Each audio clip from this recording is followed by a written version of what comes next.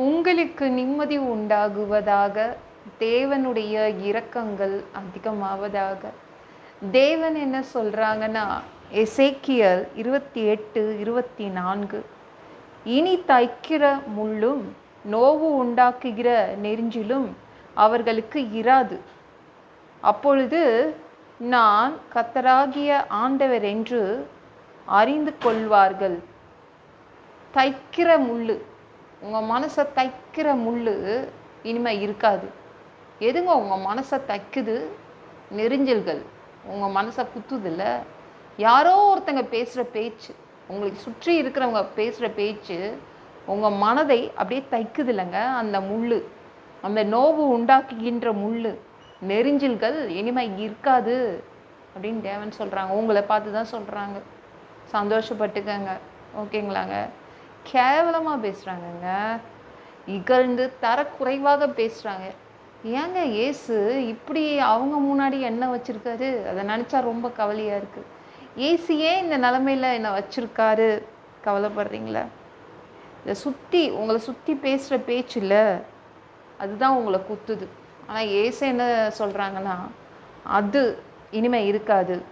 நோவு உண்டாக்குகின்ற அந்த நெரிஞ்சல்கள் இனிமேல் இருக்காது. ஏன்னா தேவன் எடுத்து போட்டுருவார். ஒரு ஊசி போட்டால் நம்மளுக்கு வலிக்க தான் செய்யும் இல்லை? ஆனால் இவங்க பேசியே நம்மளுடைய மனதை என்ன பண்ணுறாங்க? தச்சிடுறாங்க, ஊசி வச்சு தச்சிடுறாங்க. அது எவ்வளோ வலி இருக்கும், அது எவ்வளோ கஷ்டம் இல்லை? கஷ்டம்தான். இதை மாதிரி ஒரு பேச்சை கேட்குறது கஷ்டம்தான்.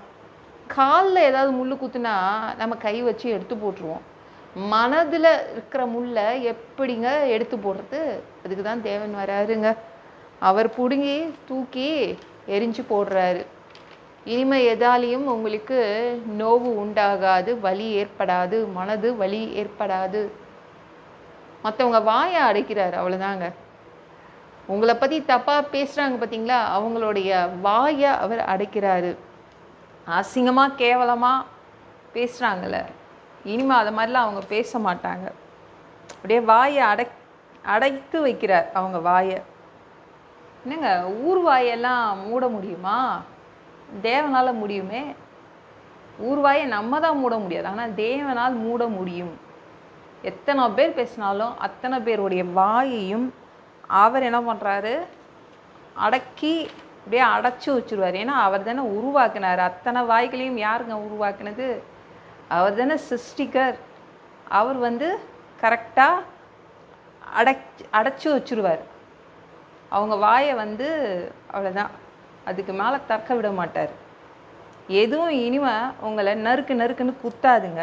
இயேசுவால் இப்படி செய்ய முடியுமா அப்படின்னு அவருடைய வல்லமையை நீங்கள் புரிஞ்சுப்பீங்க. நீங்கள் எசேக்கியல் அதே 28ஆம் அதிகாரம் 26ஆம் வசனம் என்ன சொல்லுது பாருங்களேன். மோசமாக பேசினவங்களுக்கு விரோதமாக நியாய தீர்ப்பு வருது. உங்களுக்கு விரோதமாக பேசினாங்க பார்த்தீங்களா, அவங்களுக்கு விரோதமாக நியாய தீர்ப்பு செய்கிறாரு.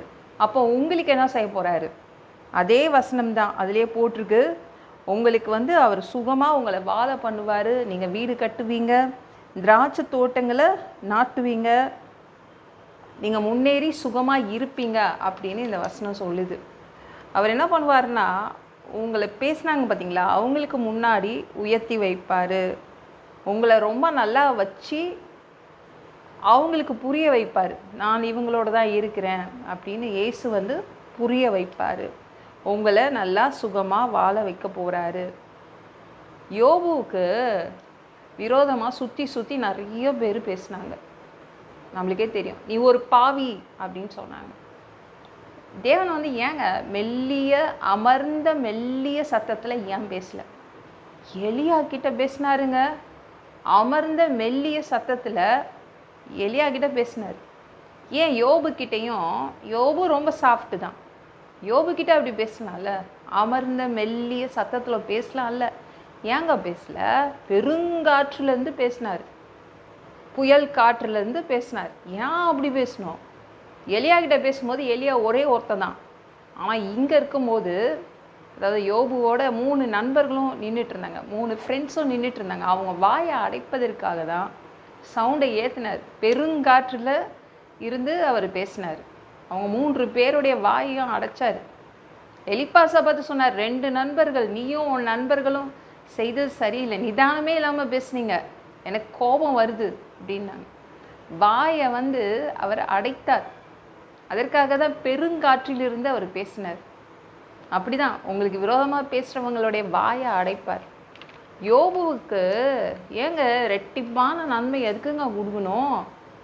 ஏன் ஏற்கனவே பெரிய பணக்காரன் தான், அந்த அளவு பணத்தை கொடுத்தா போதாதா? ஏன் 2 மடங்கு பணத்தை கொடுத்தாருன்னா, அந்த ஊட்ஸ் நாட்டுக்காரங்களாம் சொன்னாங்க, யோபு ஒரு பாவி, தேவன் அதனாலேயே அடித்தார், அநியாயமாக சொத்து சேர்த்து வச்சுருக்காங்க, இவன் எப்படி ஒரே நாளில் எப்படிங்க அவன் பணக்காரனானா? அப்படியே அநியாய சொத்து, அநியாயம் செய்து செய்து இவ்வளோ சேர்த்து வச்சுட்டான் அப்படின்னு சொன்னாங்கல்ல, பாவி பாவின்னு. அவங்க வாயை அடைப்பதற்காக அவர் என்ன பண்ணார்? 2 மடங்கு ஆசீர்வாதத்தை கொடுத்துட்டார். அப்படிதான் அவரால் ஊர் வாயை அப்படியே அடைத்து வைக்க முடியும். நம்ம தேவன் அவ்வளோ பெரியவருங்க.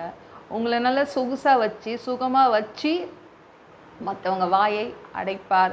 உங்களுக்கு விரோதமாக பேசுகிறவங்களுக்கு நியாய தீர்ப்பு வருது. இந்த வீடியோ பிடிச்சிருந்துச்சுன்னா மற்றவங்களுக்கும் ஷேர் பண்ண மறக்காதீங்க. கர்த்தர் தாமே உங்களை ஆசீர்வதிப்பாராக. ஜெபம் பண்ணலாமா? அன்பு பிதாவே, உங்கள் பிள்ளைங்க உங்கள் பாதத்தில் வந்திருக்காங்கப்பா. சாமி இரக்கம் செய்யுங்க பா. உங்கள் பிள்ளைங்களுக்கு எதிராக நிறைய பேர் சுற்றி சுற்றி பேசி உங்கள் பிள்ளைங்களுடைய இருதயத்தை தச்சிட்டாங்க.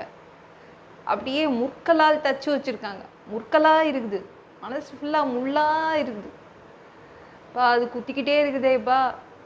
நீங்கள் எடுத்து போடலன்னா தான் கஷ்டம். அது குத்திக்கிட்டே இருக்குது. நீங்கள் தயவுசெய்து அந்த முற்களை எடுத்துடுங்க. உங்கள் பிள்ளைங்களுடைய மனசில் இருக்கிற அந்த முற்களை எடுத்து போட்டுருங்க. அப்போ தான்ப்பா அவங்க நிம்மதியாக இருக்க முடியும். ப்ளீஸ்ப்பா. அவங்க கை வச்சு எடுக்க முடியாது, உங்கள் கை வைத்து அந்த குத்துக்கின்ற முற்களை எடுத்து போடுங்க வா. நியாய தீர்ப்பு வரணும். மோசமாக பேசுகிறவங்களுக்கு எதிராக நியாய தீர்ப்பு, உங்கள் நியாய தீர்ப்பு வரணும். உங்கள் பிள்ளைங்களை அவங்களுக்கு முன்னாடி நல்லா சொகுசாக சுகமாக வைக்க போகிறீங்க. அதற்காக நன்றி. எல்லா பொல்லாத பிசாசுகள், ஏவல்கள், மந்திரங்கள், தற்கொலை ஆவிகள், பயத்தின் ஆவிகள், பலவீனப்படுத்துகின்ற ஆவிகள் எல்லாம் இயேசு என்ற பெயரினை கொண்டு துரத்துகிறேன். ஓடிப்போ. உங்கள் பிள்ளைங்களை இரத்த கோட்டைக்குள் மறைச்சிக்கோங்க. சுத்த ஆவியால் நிரப்புங்க. ஞான ஸ்நானம் எடுக்கணும். ரட்சிப்பீராக. இயேசுவின் காயப்பட்ட தழும்புகளால் எல்லா வியாதிகளும், எல்லா பலவீனங்களும், கேன்சர் போன்ற வியாதிகளும் சரியாகுவதாக. மரணப்படுக்கைகள் சரியாகுவதாக. ஒரு மனிதனாக பிறந்தா ஜீவ புஸ்தகத்தில் பேர் இருக்கணும்பா. அப்படி இல்லைன்னா அந்த மனுஷனை பிடிச்சி நீங்கள் நரகத்தில் தள்ளிடுவீங்க. தீ எறிகிற இடத்துல எப்படி போய் வாழ்கிறது பா? நாங்கள் பரலோகத்துக்கு வர்றதுக்கு தான் ஆசைப்படுறோம். அடித்து உதச்சி திருத்தி எங்களை பரலோகத்துக்கு அனுப்பிடுங்க. கழுவப்படாத பாவங்கள் எங்ககிட்ட இருந்துச்சுன்னா உங்கள் திரு ரத்தத்தை கொண்டு கழுவி எங்களை பரலோகத்துக்கு அனுப்பிடுங்க. எந்த ஒரு இமை பொழுது நீங்கள் வருவீங்க, நீ இயேசுவை வணங்கி வணங்கி காத்துட்ருக்கோம். சுத்தமாக வாழ்ந்து வாழ்ந்து காத்துட்ருக்கோம். அந்த ஒரு இமை பொழுதில் உங்களுக்கு ஒப்பான உடம்பு எங்களுக்கு கொடுக்கப்படும். அதை பெற்றுக்கொண்டு மத்திய வானத்தில் உங்களை சந்திக்க வருவோம். அந்த தருணத்தை நாங்கள் இழந்துடக்கூடாதுப்பா. ஒரு மனுஷனால் சுத்தமாக வாழ்றது கூடாத விஷயம். அதற்கும் உங்கள் உதவி கேட்டு நிற்கிறோமாப்பா. 7 வருடம் அந்த கிறிஸ்து ஆட்சியில் விட்டுட்டு போயிடாதீங்க. பிசாசு நடத்தும் ஆட்சியில் விட்டுட்டு போயிடாதீங்க பா. நன்றி அப்பா. 1000 வருடம் இந்த பூமியை ஆட்சி செய்கிறதுக்காக வருவீங்க. உங்கள் ஆட்சியின் கீழ் வசிக்க ஆசைப்படுறோம். எல்லாவற்றையும் ஒப்பு கொடுக்குறேன். இயேசுவின் மூலம் ஜெபம் கேளும் பிதாவே. ஆமென். நாளைக்கு பார்க்கலாம்.